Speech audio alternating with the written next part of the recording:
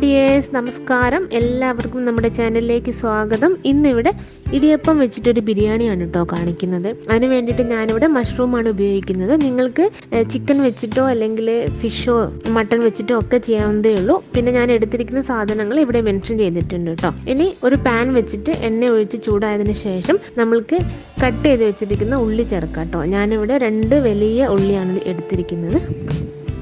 അത് കുറച്ച് ഉപ്പും ചേർത്തിട്ട് നന്നായിട്ടൊന്ന് വഴറ്റിയെടുക്കാം. പിന്നെ നിങ്ങൾ എടുക്കുന്ന അളവിനനുസരിച്ച് നമ്മൾക്ക് ഇതിൽ സവാളേൻ്റെ മസാലക്കൂട്ടിൻ്റെ ഒക്കെ വ്യത്യാസം വരുത്താം കേട്ടോ. അതിലേക്ക് ഞാൻ ഇഞ്ചിയും വെളുത്തുള്ളിയും പച്ചമുളകും ചതച്ച് വെച്ചിരിക്കുന്നത് ചേർത്തിട്ട് നന്നായിട്ടൊന്ന് നമ്മൾക്ക് ഇതുകൂടെ മിക്സ് ചെയ്യാം. ഒരു 2 മിനിറ്റ് ആയി കഴിഞ്ഞതിന് ശേഷം നമ്മൾക്ക് ഇതിലേക്ക് അരിഞ്ഞു വെച്ചിരിക്കുന്ന തക്കാളി ചേർക്കാം. പിന്നെ കുറച്ച് മല്ലിയിലയും പുതിനയിലയും. ഇതൊക്കെ നിങ്ങളുടെ ആവശ്യത്തിനനുസരിച്ച് കൂട്ടുകയോ കുറയ്ക്കുകയോ ഒക്കെ ചെയ്യാം കേട്ടോ. ഞാനിവിടെ ഒരു 4 പേർക്കുള്ള അളവിനാണ് ഇത് ചെയ്തത്. ഇതെല്ലാം കൂടെ ഒന്ന് മിക്സ് ആയതിനു ശേഷം അതിലേക്ക് നമ്മൾക്ക് പൊടികളൊക്കെ ചേർക്കാം. 1/4 ടീസ്പൂൺ മഞ്ഞൾപ്പൊടി, പിന്നെ 1/2 ടീസ്പൂൺ ബിരിയാണി മസാല, പിന്നെ 3/4 ടീസ്പൂൺ കാശ്മീരി മുളക് പൊടി കേട്ടോ. ഞാനിവിടെ കാശ്മീരി മുളക് പൊടിയാണ് എടുത്തത്. നിങ്ങളുടെ എരിവിനനുസരിച്ചിട്ട് കൂട്ടുകയോ കുറയ്ക്കുകയോ ചെയ്യാം. കാരണം കാശ്മീരി മുളകിന് എരിവ് കുറവായിരിക്കും. നല്ല കളറ് കിട്ടും കാശ്മീരി മുളകിന്. ഇതൊക്കെ നന്നായിട്ടൊന്ന് വഴന്നതിന് ശേഷം നമ്മൾ കഴുകി വൃത്തിയാക്കി കട്ട് ചെയ്ത് വെച്ചിരിക്കുന്ന മഷ്റൂമും കൂടെ ചേർക്കാം.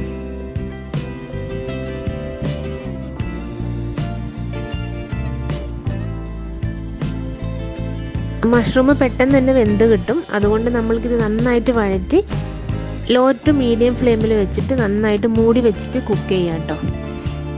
അപ്പോൾ ഒരു 10 മിനിറ്റിനുള്ളിൽ ഇത് റെഡിയാകും.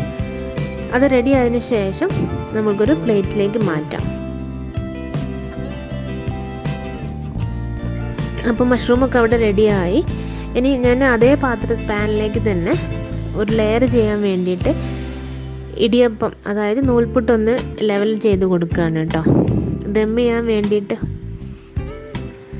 അതിനുശേഷം നമ്മൾ എടുത്ത് മാറ്റി വെച്ചിരിക്കുന്ന മസാല നമ്മൾക്ക് ചേർക്കാം.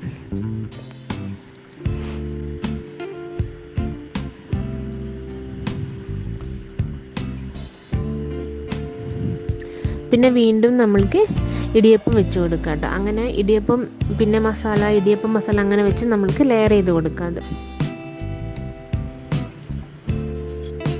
നമ്മൾ രാവിലത്തെ ബ്രേക്ക്ഫാസ്റ്റിനൊക്കെ എല്ലാവരും ഇടിയപ്പമൊക്കെ ചെയ്യുന്നതാണ്.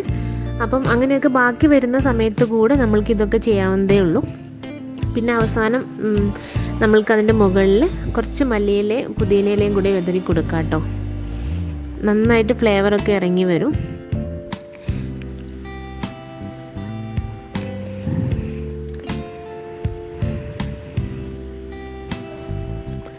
ഇനി ഇത് നമ്മൾക്ക് ഒരു പാൻ വെച്ച് ഒരു പഴയ ദോശക്കല്ല് ഒന്ന് ചൂടായതിന് ശേഷം അതിൻ്റെ മേലെ വെച്ചിട്ട് ഇത് ദം ചെയ്യാം കേട്ടോ. കാരണം ഡയറക്റ്റായിട്ട് വെക്കണ്ട, ചിലപ്പോൾ അടിയിൽ പിടിക്കാനുള്ള സാധ്യത ഉണ്ട്.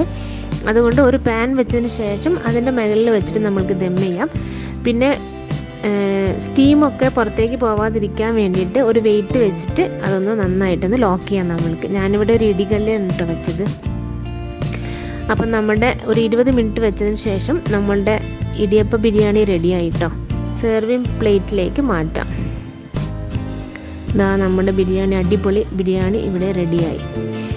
ഈസിയാണ് ബിരിയാണിയാണ്. അപ്പം എല്ലാവർക്കും ഇഷ്ടമായാൽ ലൈക്ക് ചെയ്യാനും ഷെയർ ചെയ്യാനും മറക്കരുത് കേട്ടോ. അപ്പം സബ്സ്ക്രൈബ് ചെയ്യാതെ ആരെങ്കിലും കാണുന്നുണ്ടെങ്കിൽ സബ്സ്ക്രൈബ് ചെയ്യാനും മറക്കരുത്. Thank you.